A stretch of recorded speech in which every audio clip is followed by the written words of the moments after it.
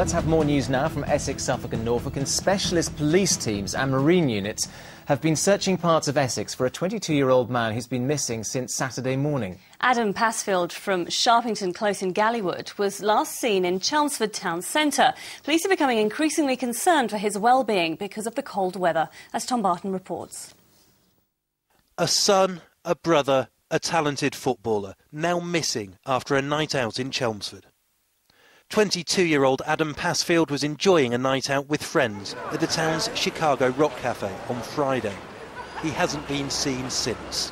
The last confirmed sighting of Adam is on CCTV as he walked home along this footpath around the back of the Meadows shopping centre in Chelmsford. It was the early hours of Saturday morning. There was snow on the ground. This footpath would have been slippy. Police say they're becoming increasingly concerned for his safety.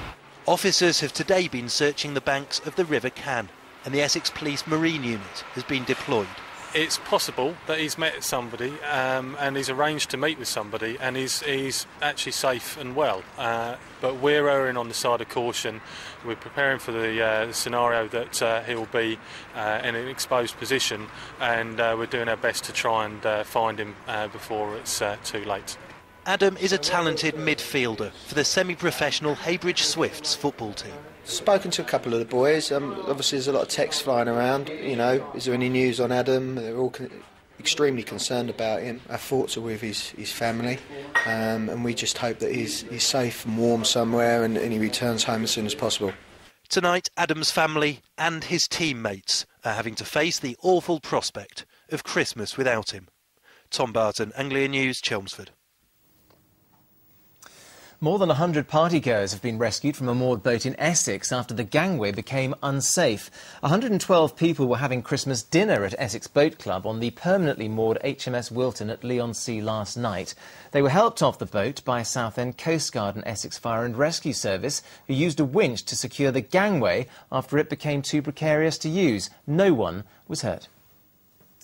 Ollie Murs may have finished second in ITV's X Factor, but it seems this year's Christmas #1 has still, in a way, come from Essex. A Chelmsford couple's internet campaign has sent rap metal group Rage Against the Machine to the top of the charts, ahead of Ollie's rival Joe McKeldry, as Martin Stew now reports. Two artists, two different styles, but one goal. It's the Christmas #1 for 2009, Rage Against the Machine and Killing in the Name. It's been described as the biggest chart shock ever. Killing in the Name, a 17-year-old rap metal song, beating Joe McKeldry, the X Factor winner.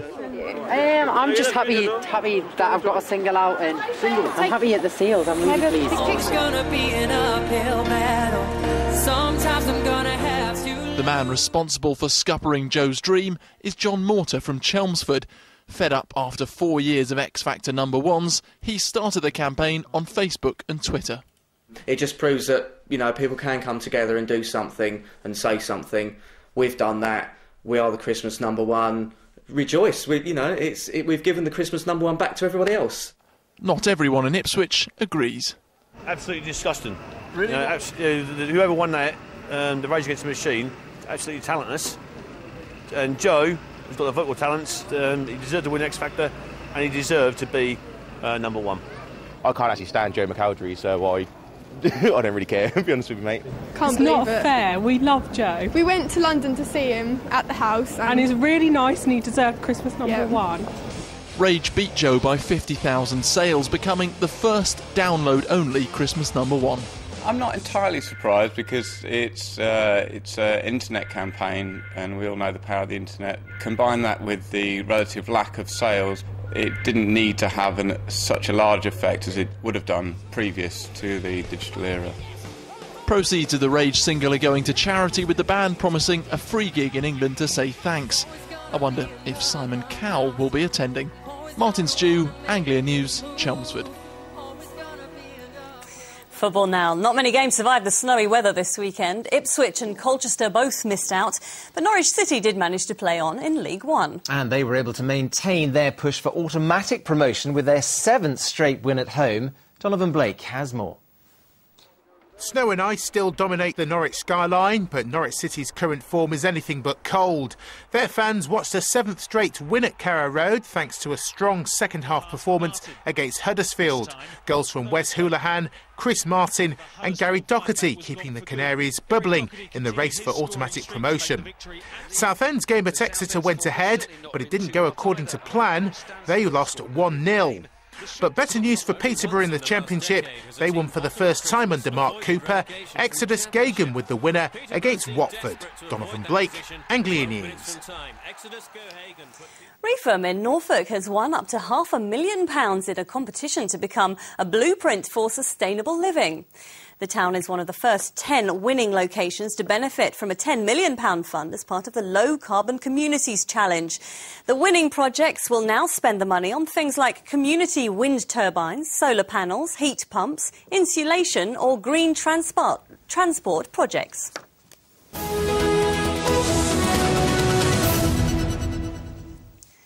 Now, Jules Fleming is quite a woman. She's a tornado pilot from RAF Marham in Norfolk, currently in Afghanistan, providing air support for troops on the ground. But on her rest days, she nipped back to Britain to take part in the London International Horse of the Year show. Natalie Gray caught up with her there.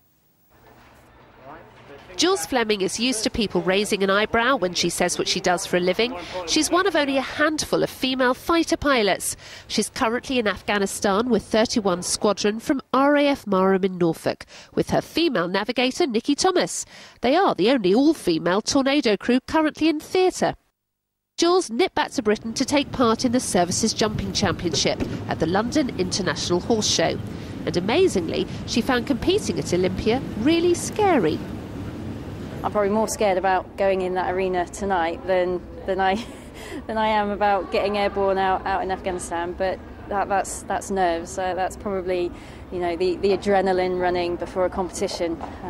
So yeah, shaking a little bit. Watching Jules perform with her horse UFO was her husband Ollie. Until recently, he also used to fly tornadoes. Do you think it helps because you do exactly the same job and so you know the risks? I think it helps, and it's quite bad as well, actually, because, yeah, I know what she can do, but I also know what they can do to her. The main competitors in the competition are from the Household Cavalry, and in the first round, Jules finds herself towards the bottom of the table.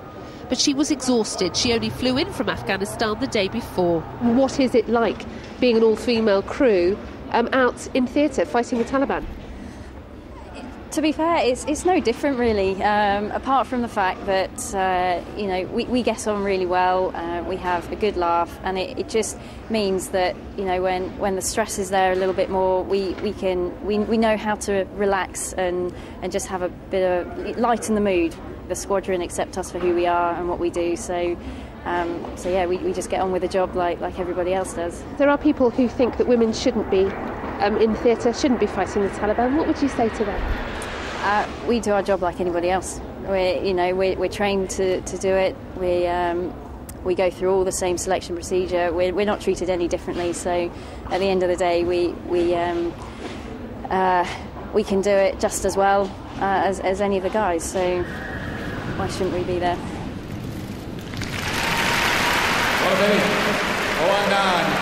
For Flight Lieutenant Jules Fleming for the first total 8.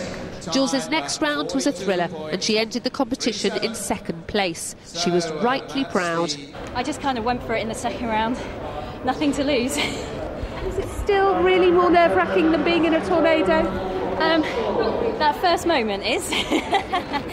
But now that's out of the way, it's just the adrenaline keeps you going. You are an adrenaline junkie, aren't you? Yeah. Jules is now back in Afghanistan, back in combat, and she'll be away for Christmas and New Year.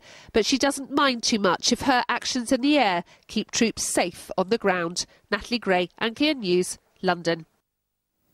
Well, let's stay with that military theme now, because here on ITV1, we've been reporting